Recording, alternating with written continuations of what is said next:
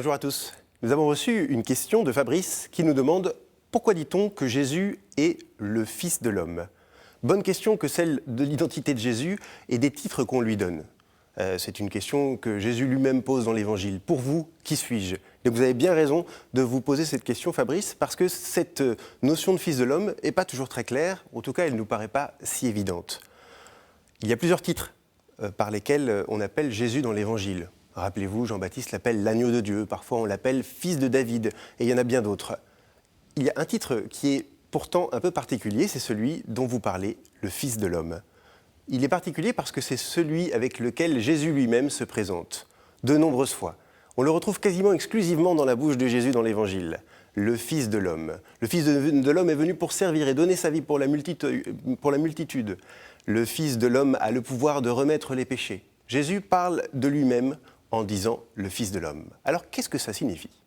Eh bien, dans la Bible, dans l'univers de la Bible, être fils de quelqu'un, de quelque chose, fils de David par exemple, cela signifie assez simplement faire partie de la lignée de David, faire partie de sa tribu. Et alors on comprend que fils de l'homme, ça peut vouloir dire être profondément, véritablement, de la tribu de l'homme, du groupe des humains. Ça nous dit quelque chose de l'humanité de Jésus sur laquelle il insiste. Il y a quelque chose d'assez simple qui nous dit « Jésus est véritablement un de nous ». Mais ce n'est pas la même chose, et c'est toute l'ambiguïté du terme. Le Fils de l'homme est utilisé aussi par Daniel dans sa grande vision, où il voit à côté du Père le Fils de l'homme qui siège à sa droite. Pareil pour saint Étienne, au moment de son martyre, lorsqu'il lève les yeux, il voit le Fils de l'homme à la droite du Père.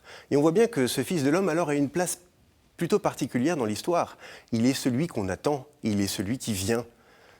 On voit donc, et on le reverra dans l'Apocalypse, que cette place du Fils de l'homme à la droite du Père nous dit quelque chose aussi de la mission de Jésus.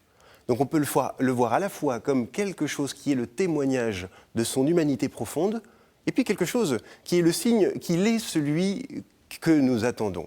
Et alors, on voit bien qu'on répond d'une certaine manière aux grandes questions qu'on s'est posées sur la personne de Jésus. Il est à la fois pleinement homme et pleinement Dieu. Et Jésus, en disant « Je suis le Fils de l'homme », en se présentant comme tel, laisse de la place pour qu'on puisse comprendre cela. Il laisse la place à l'histoire pour qu'on puisse finalement découvrir qu'il est à la fois l'un et l'autre. Merci beaucoup Fabrice pour cette question qui nous a permis de parler de l'identité de Jésus. Si vous aussi vous avez des questions, vous pouvez les envoyer sur l'adresse pourquoipadré@ktotv.com ou sur les réseaux sociaux avec le hashtag pourquoipadré. Vous pouvez aussi retrouver chacune de nos vidéos sur le site ktotv.com.